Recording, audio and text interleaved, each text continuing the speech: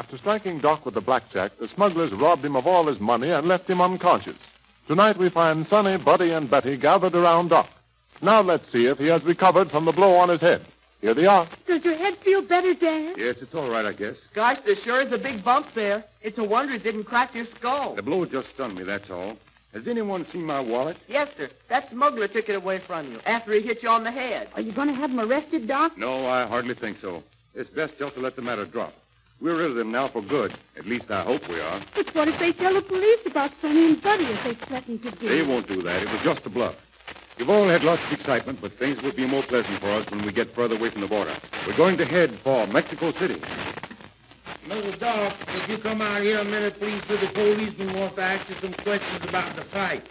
All right, Jocko, I'll be right out. And listen, everybody, if the police want to question you, don't tell them anything. Remember now. Gee, Betty, we've had some thrilling experiences, haven't we? You poor boys will never forget this trip, will you? The most thrilling experience was when you were held by the bandits. Gosh, I was afraid we'd never find you. You probably never would have found us if you hadn't dropped that letter with a secret code on it. You know something, Buddy? Speaking about that letter reminds me that we haven't mailed it to our mother yet. We've had so much excitement, we've forgotten all about her. Yes, and Doc promised to mail it for us. Listen, boys, I'm going to tell you the truth. Dad doesn't intend to mail that letter to your mother. What? Why, he promised he would. I know he did, but he doesn't dare mail it. Dad took you boys away without your mother's consent. And the minute she finds out where we are, she'll have Dad arrested for kidnapping, and she might make trouble for me. But, Betty, we've got to let our mother know where we are. Of course we must. Why, just think. She doesn't even know whether we're alive or dead. I bet she's nearly crazy. I know exactly how she feels. Well, Betty, why don't you write our mother for us? I can't do that, Buddy. It would be just the same as sending my own father to prison.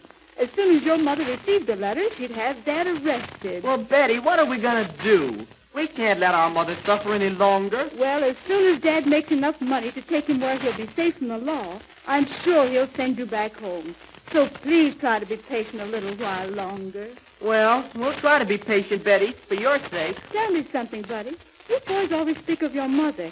But what about your father? Is he alive? We don't know. Mother seldom speaks of him. Miss Betty, Mr. Doc says you only come outside now. It's time to give a show. Oh, all right, Charcoal. We're coming. Oh, boys, please don't mention our conversation to Dad. We won't. No, we won't. All over here, ladies and gentlemen. Give us a little music, Betty. Here we are. We bring you two things to make you happy. A great little entertainment and the greatest painkiller in the world. Look at this bottle I hold in my hand. Folks, you're gazing upon a miracle. It will cure the children of biting their fingernails, or it will forever stop the old lady of chewing the rag. Now, wouldn't you give $1 for anything that has the power I've just described? Of course you would. And I'm going to sell just 10 bottles in this crowd. Charcoal, this healthy-looking Ethiopian, will pass among you. And while he's taking your dollars, we'll entertain you with a show. How you feeling tonight, Sambo? Oh, I feels all right, Rastus, except my feet sure is burning. Rastus, did you think a mustard bath would help my feet? Why, sure it would. There ain't nothing better than mustard for hot dogs. You crazy devil. And my corns, oh, Lord, the mother, they sure is worrying me a heap. Corns? If you got corns too, Sambo? Yeah, man. Has you done anything for your corns? Of course I ain't never done nothing for 'em. How come? Of course they never done nothing for me. And now, folks, Sambo is going to tell you all about his little rag doll.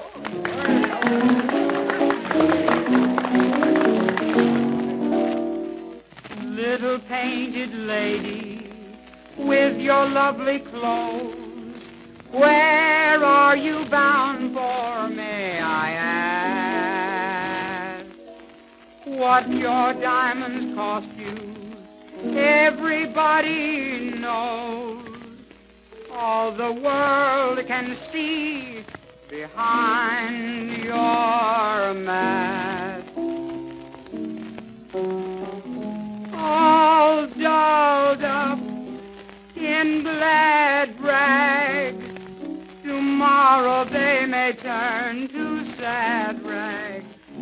They call you, oh, little glad rag doll.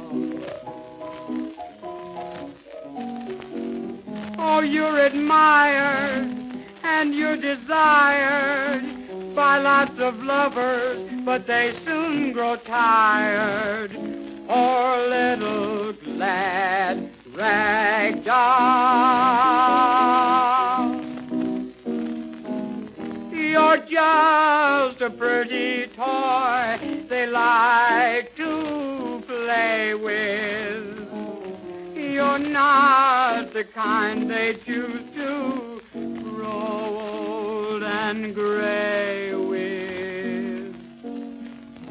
Don't make this the end, dear. It's never, never too late to mend, dear. Poor little glad rag doll.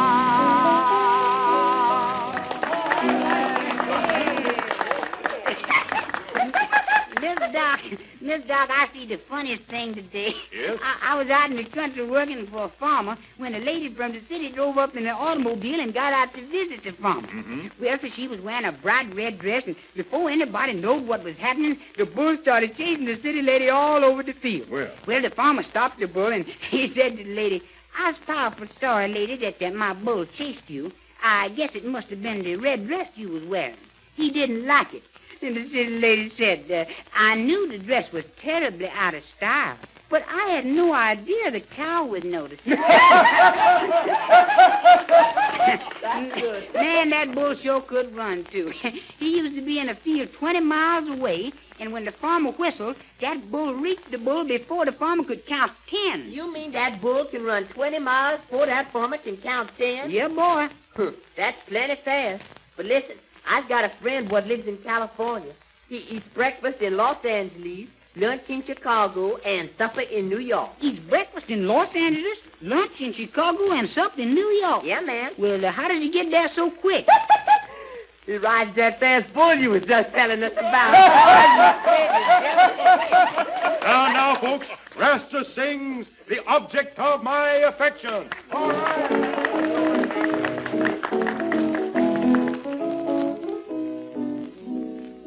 The object of my affection can change my complexion from white to rosy red.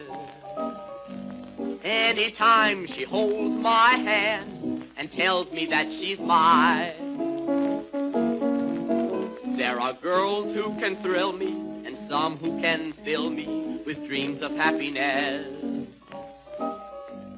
But I know I'll never rest until she says she's mine. Now I'm not afraid that she'll leave me, 'cause she's not the kind who'll be unfair. But instead I trust her implicitly. She can go where she wants to go, do what she wants to do, I sure won't care. The object of my affection can change my complexion from white to rosy red. Anytime she holds my hand and tells me that she's mine. Pretty good. That's pretty good show. There's that nosy sheriff again. What in blazes can he want? Hi there, Doc. How are you? Oh, hello, Sheriff. What are you doing over on this side of the border? Oh, I'm just doing a little detecting work. I'm looking for a party. And you think you'll find this party? Well, I'm right on the trail. I heard the boys are singing, so I thought I'd come over and listen to them a spell. Doing pretty good business, huh, Doc? Yes, pretty good, Sheriff, pretty good. Yes, what a thought. Well, I reckon you had to do good business to put up that bond to get the driver and them two little colored boys across the bridge. You had to put up a right smart amount of money, didn't you? Yes, quite a bit. And now, ladies and gentlemen, this concludes our show for tonight. We thank you and invite you to come again. Good night, everybody. Oh, is the show all over? Yes, all over for tonight, Sheriff. Well, I guess I'll mosey on then. So long, Doc. Goodbye, Sheriff. Good luck. I hope you get your man. Oh, I'll get him all right. Sheriff ever needs a velvet bottom always gets his man. So long, Doc. I'll be seeing you again soon. The old fool. What does he keep trailing us for? I thought we'd seen the last of him. I can't help but think that he's watching these boys, Dad, and hoping to find out something. Well, if he ever goes back and tells the customs officer that he saw Sonny and Buddy here, I'm going to have to do some explaining as to how they got into Mexico. Oh, come in the house car, Betty. I want you to bandage my head. Buddy, Buddy, come here a minute. I just can't forget what Betty said about Mother sitting and worrying about us. And I've made up my mind that I'm going to write her tonight and mail the letter myself. If you do, Sonny, it'll turn out just as Betty said. Mother will notify the police, and Doc and Betty will be arrested. I'd hate to see Doc go to jail and harm come to Betty. Wouldn't you, Sonny? Of course, but at the same time, we've got to think of Mother. She comes first. Say, Buddy, I've got an idea. Let's slip off some night and go back home.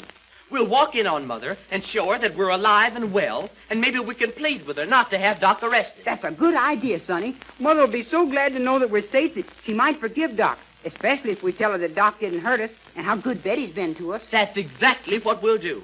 But how will we get back home? We haven't any money to pay our fare. Well, we can hitchhike. I'm sure that almost anybody would give us a ride when we tell them we've been kidnapped and that we're trying to get back home to our mother. Yes, but suppose we should get lost. You know, Betty said this was dangerous country, and Doc said that people who were lost in these woods are seldom found. Gosh. Well, I'm willing to take the chance if you are. But the next question is, how will we be able to get away from Doc? He watches us so closely. Well, we'll wait until Doc falls asleep some night. We'll go to bed with all our clothes on, and then when we're sure the Doc is asleep, we can slip out of the house car and run away. Oh, boy, that'll be great. But, Sonny, when will we do all this? Some night this week. Okay.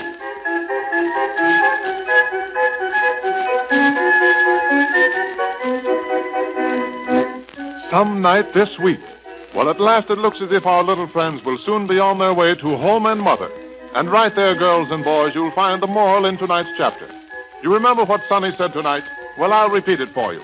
He said, Mother comes first. Always remember that, and you'll save Mother lots of worry and heartaches.